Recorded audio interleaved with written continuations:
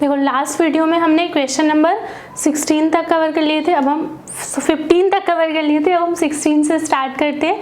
16 question number करते हैं। देखो 16 क्वेश्चन नंबर में पूछा है उन्होंने कि एक वॉइल टेम्परेचर TB दिया है, define is the which property of real gas coincide with those of ideal gas at low pressure limit, the graph that shows pressure depends on the compression factor Z of a real gas TB। उन्होंने ये बोला है कि तुम्हें ये बताना है कि देखो सबसे पहले तो उन्होंने जो क्वेश्चन दिया है ना उसी में आंसर दे दिया। अगर क्वेश्चन को ध्यान से पढ़ोगे तो कैसे, वो ये बोल रहे हैं कि जो रियल गैस होती है, रियल गैस जो होती है वो मतलब आइडियल गैस हो जाती है। रियल गैस जो होती है वो आइडियल गैस हो जाती है एट लो प्रेशर, ठीक है। लो प्रेशर पे जो रियल गैस होगी वो आइडियल गैस हो जाएगी, ऐसा उन्होंने कहा है। तो देखो अगर इस क्वेश्चन को ध्यान से पढ़ोगे ना तो तुम्हारा जो आंसर है वो क्वेश्चन में ही है।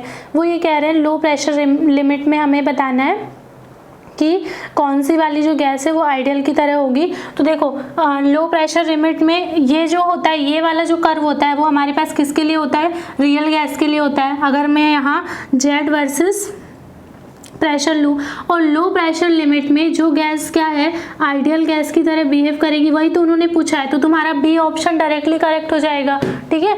अब हम क्वेश्चन नंबर किसकी तरफ चलते हैं, 17 की तरफ चलते हैं। 17 की तरफ देखो 17 में एक रिएक्शन दी है। सबसे पहले देखो क्या दिया है, एक मॉलिक्यूल दिया है इस टाइप का CH और यहाँ पे तुम्हारे पास COOH दिया है, I2 है प्लस NaHCO3 है। अब देखो पहले I2 दिया है, इसका मतलब कि तुम्हें क्या करना है, पहले I2 से रिएक्शन करानी है। तो I2 से अगर तुम रिएक्शन कराओगे तो जो आयोडीन है वो क्या होती है, हम इस पे एडिशन ऑफ हेलोजनेशन कराते, मतलब हेलोजन का एडिशन कराते हैं एल्कीन पे, तो बस वही कराएंगे। तो उससे क्या होगा, ये जो एल्कीन है इसके संपर्क में आके ये I2 जो है वो एक I2 प्लस और एक I2 माइनस में कन्वर्ट हो जाएगा, ठीक है। अब फिर क्या होगा कि ये जो है I2 प्लस कैसा है, ये इलेक्ट्रॉन डेफिशिएंट है और ये एल्कीन कैसे इलेक्ट्रॉन रिच है, तो ये इसके कांटेक्ट में जाएगा और कुछ इस तरीके की रिंग बनाएगा, ठीक है, कुछ इस तरीके की रिंग बनाएगा। ये I पॉजिटिव और ये इस तरीके की रिंग बनाएगा, ठीक है। और यहाँ से ये COOH वैसे ही है। अब देखो यहाँ से उन्होंने क्या दिया है, एक बेस दिया है। तो बेस क्या करेगा, इस हाइड्रोजन को निकाल लेगा और इस हाइड्रोजन को निकाल लेगा तो यहाँ नेगेटिव चार्ज आ जाएगा और ये इस नेगेटिव चार्ज पे क्या होता है, कोई न्यूक्लियोफाइल अटैक करता है। अगर यहाँ वाटर दिया होता तो देखो इस वाली रिंग पे क्या होता है, फिर अपोजिट स्टीरियो में वाटर अटैक करता है, लेकिन अभी वाटर नहीं दिया है। यहाँ पे क्या है, एक इंटरनल न्यूक्लियोफाइल दिया है, तो वो क्या करेगा, इसके ऊपर यहाँ से अटैक करेगा। जब यहाँ से अटैक करेगा तो ये रिंग ओपन हो जाएगी और ये वाला कहाँ चला जाएगा, नीचे की साइड चला जाएगा। तो इसकी जो प्रोडक्ट बनेगा वो कैसा बनेगा, इसका प्रोडक्ट कुछ ऐसा बनेगा, ठीक है। यहाँ से ये आयोडीन और C डबल बॉन्ड O और यहाँ से ये O नेगेटिव ने इस पे अटैक किया, तो इस टाइप का प्रोडक्ट बनेगा। अब मैं देखो स्टीरियो इसकी कैसे बताना है वो देखो, इसको ना ऐसे में समझ लेना, बीच में एक और कार्बन है, एक ही कार्बन है, वो ऐसे कर देती हूँ मैं, ठीक है, जैसा उसमें कहा। तो इसमें देखो उन्होंने क्या बोला है, ए ऑप्शन देखो। सबसे पहले हम ऑप्शन से करते हैं कि गलत क्या है। ए ऑप्शन देखो, उन्होंने क्या किया, दोनों की स्टीरियो सेम बना दी है, इस आयोडीन की भी और इसने जो अटैक किया उसकी भी। तो वो तो पॉसिबल नहीं है, जिस स्टीरियो में रिंग बनी है वो उसके जो न्यूक्लियोफाइल है वो हमेशा उसकी अपोजिट स्टीरियो से अटैक करता है स्टेरिक हिंड्रेंस के कारण। तो हमारा ए ऑप्शन तो करेक्ट नहीं होगा। क्यों? क्योंकि उन्होंने क्या किया, इसको भी सॉलिड बना रखा है, इसको भी सॉलिड बना रखा है, इसको भी वेज पे बना रखा है, इसको भी वेज पे बना रखा है। तो ये वाला ए ऑप्शन तो हमारा हो ही नहीं सकता।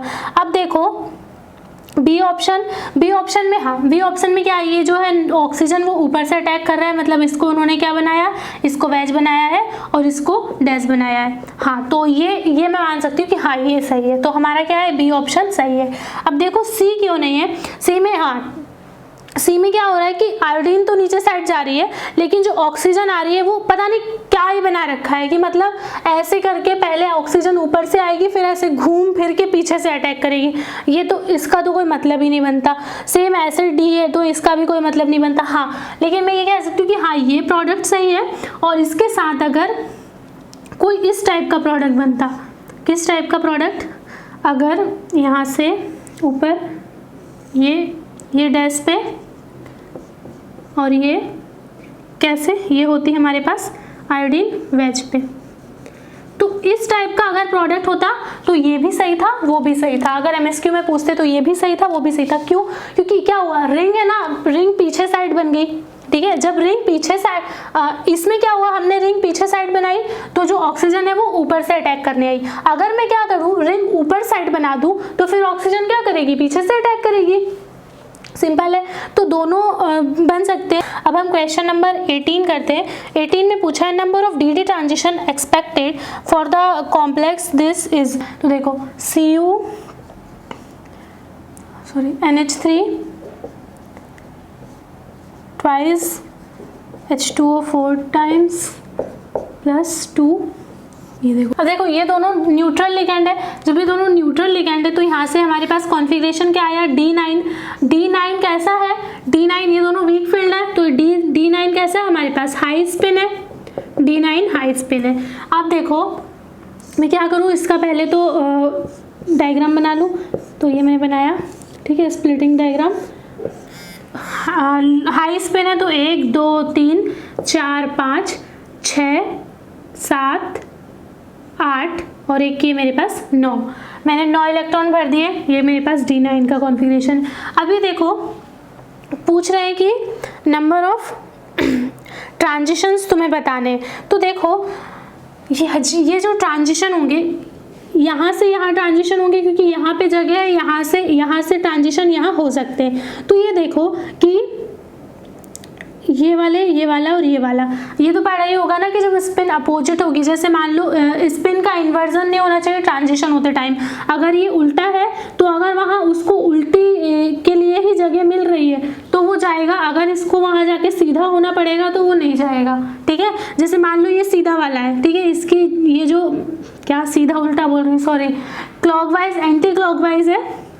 अगर क्लॉकवाइज है और ऊपर भी उसकी स्पिन क्लॉकवाइज होगी तो ही वो ट्रांजिशन होगा। अगर वो एंटी क्लॉकवाइज उसको होना पड़े तो वो ट्रांजिशन नहीं होगा। जैसे ये वाला जो है, ये क्लॉकवाइज जो है, ये अगर ऊपर जाएगा तो इसको एंटी क्लॉकवाइज होना पड़ेगा पेयरिंग के लिए। तो ये कहेगा मुझे जाना ही नहीं, क्यों जाऊँ मैं, पहले एंटी क्लॉकवाइज हूँ फिर ट्रांजिशन करूँ, मुझे नहीं जाना, मैं यहीं ठीक हूँ। तो इस कारण क्या होता है, ये तीनों इलेक्ट्रॉन जा सकते हैं, एक बार में ये जा सकता है, एक बार में ये जा सकता है, एक बार में ये जा सकता है। तो इसका आंसर कितना आएगा, इसका आंसर आ जाएगा 3, ठीक है। तो सी आंसर इसका सही है, 3 ट्रांजिशन होंगे। तो देखो क्वेश्चन नंबर 19 में क्या है, 19 में तुम्हारे पास पूछा है कि एनर्जी बैरियर का ऑर्डर बताना है। देखो एनर्जी बैरियर का ऑर्डर से मेरा मतलब है, मतलब उनका मतलब है कि यहाँ देखो, यहाँ पे क्या होता है, हमारे पास एक एक्टिवेशन एनर्जी होती है और यहाँ पे हमारे पास होता है रिएक्शन कोऑर्डिनेट। तो उसमें क्या होता है, पहले हमारे पास कोई भी जो रिएक्शन होती है वो इस फॉर्म में होती है, जनरली बात कर रही हूँ। तो देखो सबसे पहले क्या होता है कि जो रिएक्टेंट होते हैं उनको एक एक्टिवेशन एनर्जी का बैरियर क्रॉस करना पड़ता है, उसके बाद वो रिएक्शन करके प्रोडक्ट में कन्वर्ट होते हैं। इसको हम क्या बोलते हैं, ट्रांजिशन स्टेट बोलते हैं। तो क्या होगा, जो रिएक्टेंट जितनी कम रिएक्शन करना चाहेगा वो उसका जो एनर्जी बैरियर होगा वो क्या होगा, उतना ही ज़्यादा होगा। मतलब कि या फिर ऐसे कह लो, जिसका एनर्जी बैरियर ज़्यादा होगा वो क्या कम, मतलब वो क्या चाहेगा कि रिएक्शन मतलब कम करना चाहेगा, ये उसकी रेट क्या होगी, कम होगी। तो देखो हमें वही पूछा है कि किसकी रेट कम होगी, ठीक है। एक्टिवेशन एनर्जी का बैरियर सबसे ज़्यादा किसका होगा, जिसका सबसे ज़्यादा बैरियर होगा उसकी रेट सबसे कम होगी। तो उन्होंने पहली डाइन दी है, ये डाइन दी है हमारे पास एक, ठीक है, ए। उसके बाद बी उन्होंने दिया है, देखो डाइनोफाइल तो उन्होंने सब में सेम दिया है, एक ही कंपाउंड दिया है। तो इसका मतलब क्या है, अब सिर्फ हमें किस में देखना है, डाइन में देखना है, सी। और थर्ड था हमारे पास सल्फर और डी नाइट्रोजन। क्या बन गया, ऐसा और ऐसा, ठीक है। मिनट मुझे चेक कर लूँ मैं, यही सही है। वन पे ये है, 2 पे ऑक्सीजन, 3 पे सल्फर, 4 पे नाइट्रोजन। ठीक है, तो देखो क्या है, ये जो है ये तो इसका तो कोई दिक्कत नहीं है, ये तो कैसे है हमारे पास इसी जगह पे स्थिर है। लेकिन यहाँ देखो ये क्या है, ये एरोमेटिक रिंग है, तो ये क्या होंगे आपस में, मतलब ये क्या होंगे, कॉन्जुगेट होते रहेंगे। ये अगर कॉन्जुगेट भी होंगे तो इनकी जो डेंसिटी है ना वो केवल इन चारों कार्बन के बीच ही रहेगी, वो कहीं जाएगी नहीं। लेकिन इसमें क्या होगा, कभी यहाँ शिफ्ट होगी, इससे यहाँ शिफ्ट होगी, यहाँ शिफ्ट होगी, और हमें किसमें, हमें केवल इन 4 कार्बन से मतलब है 1 2 3 4 से। तो इस टाइम पे क्या होगा, कभी डेंसिटी इधर साइड होगी, जब इसका दूसरा वाला फॉर्म बनेगा तो इन वाले कार्बन पे डेंसिटी नहीं होगी, सेम इसमें सेम इसमें। तो मतलब कि सबसे ज़्यादा रिएक्टिव तो ये होगी। तो मैं क्या कर रही हूँ, पहले रिएक्टिविटी ऑर्डर लिख ले रही हूँ, फिर रिएक्टिविटी ऑर्डर के बाद क्या करेंगे हम, उसका एनर्जी बैरियर का ऑर्डर लिखेंगे। जो एनर्जी मतलब रिएक्टिविटी ऑर्डर होगा, एनर्जी बैरियर जैसे उसका रिवर्स हो जाएगा, क्योंकि जो जितना ज़्यादा रिएक्टिव होगा उसकी एनर्जी बैरियर उतना कम होगा। तो सबसे ज़्यादा रिएक्टिव कौन हो जाएगी, 1 सबसे ज़्यादा रिएक्टिव हो जाएगी। फिर उसके बाद देखो इन तीनों में अगर देखोगे तो जो ये है ना थायोफीन, इसको बोलते हैं थायोफीन, इसको थायोफीन बोलते हैं, इसको तो पायरोल, इसको फ्यूरॉन। तो देखो जो थायोफीन होता है, सल्फर में क्या होता है, वेकेंट डी ऑर्बिटल प्रेजेंट होते हैं। तो जब हम इसके रेजोनेटिंग स्ट्रक्चर्स बनाते हैं तो इसके नंबर ऑफ रेजोनेटिंग स्ट्रक्चर्स बहुत सारे बनते हैं। ठीक है, इसके कारण क्या होती है, ये रिंग क्या होती है, बहुत ज़्यादा एरोमेटिक होती है। जो एरोमेटिक रिंग होगी वो क्यों चाहेगी कि मेरे कोई 2 पाई बॉन्ड किसी दूसरे से रिएक्शन करे जाके, तो मतलब ये तो नहीं चाहेगी, मतलब इसकी रिएक्टिविटी क्या हो जाएगी, सबसे कम हो जाएगी। तो मेरे पास थर्ड की रिएक्टिविटी सबसे कम आ गई। ठीक है, फर्स्ट की सबसे ज़्यादा आ गई, थर्ड की सबसे कम आ गई। ये बात समझे ना इसकी क्यों आई। ठीक है, अब इन दोनों में देखो, इन दोनों में एरोमेटिसिटी किसकी ज़्यादा होती है, इसकी ज़्यादा होती है। इसकी इसलिए ज़्यादा होती है, यहाँ तो देखो ना इसके पास वेकेंट डी ऑर्बिटल, ना इसके पास वेकेंट डी ऑर्बिटल। लेकिन इसमें क्या है, ये ऑक्सीजन की इलेक्ट्रोनेगेटिविटी ज़्यादा है और यहाँ पे नाइट्रोजन की इलेक्ट्रोनेगेटिविटी ऑक्सीजन के कंपैरिजन में कम है। तो ये इलेक्ट्रॉन अपने आराम से डोनेट करता है। इस कारण क्या होता है, इसकी एरोमेटिसिटी ज़्यादा होती है। और एरोमेटिक रिंग क्या होगी, वो जिसकी एरोमेटिसिटी ज़्यादा होगी वो क्यों ही चाहेगी कि किसी और मॉलिक्यूल से जाके रिएक्ट करे 2 डबल बॉन्ड। तो इसकी रिएक्टिविटी क्या होती है, फिर इसके बाद आ जाती है, मतलब 4th वाले की रिएक्टिविटी आ गई, फिर यहाँ पे आती है हमारे पास किसकी, 2nd वाले की। समझे, ये रिंग उतनी ज़्यादा एरोमेटिक। इन तीनों में अगर हम एरोमेटिसिटी का ऑर्डर लगाएं तो थायोफीन सबसे ज़्यादा एरोमेटिक होता है, फिर उसके बाद होती है हमारे पास पायरोल, फिर उसके बाद होता है कौन, फ्यूरोन। तो देखो इन दोनों में तो मैंने तुम्हें बता दिया कौन क्यों होता है, इलेक्ट्रोनेगेटिविटी के बेस पे। इसमें ये क्यों होती है, D orbital, vacant D orbital present है, तो नंबर ऑफ रेजोनेटिंग स्ट्रक्चर ज़्यादा बनते हैं, ज़्यादा एरोमेटिक होती है। तो इसके अपोजिट जस्ट हमारे पास एनर्जी बैरियर का ऑर्डर क्या हो जाएगा, 3rd की एनर्जी बैरियर सबसे ज़्यादा, फिर उसके बाद 4th की, फिर उसके बाद 2 की, फिर सबसे कम एनर्जी बैरियर किस में होगा, 1st में। ठीक है, ये क्वेश्चन नंबर 19 था।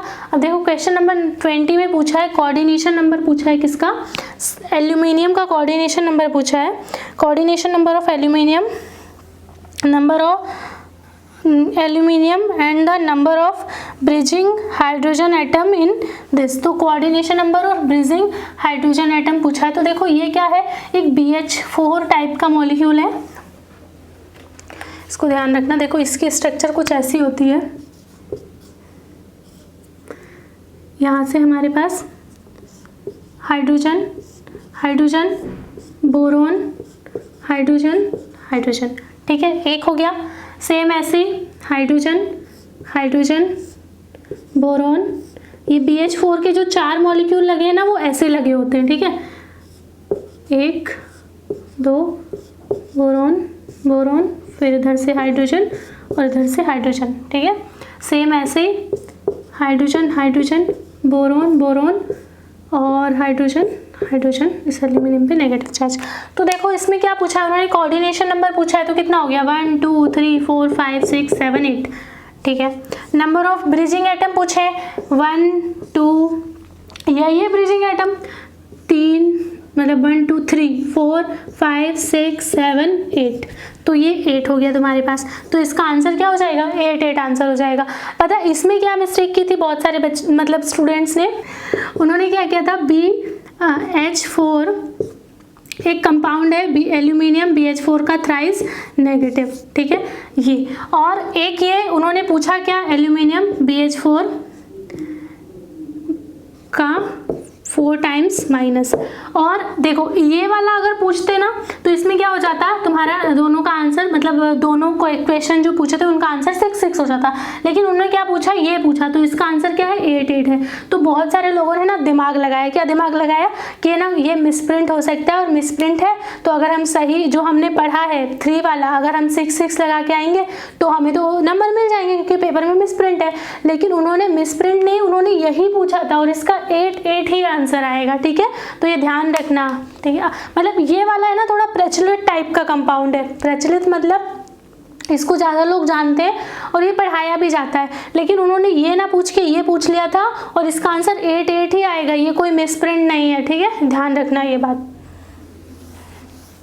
ये वाला कंपाउंड भी ऑनलाइन तुम सर्च करोगे तो अवेलेबल है, ठीक है। तो थैंक यू सो मच।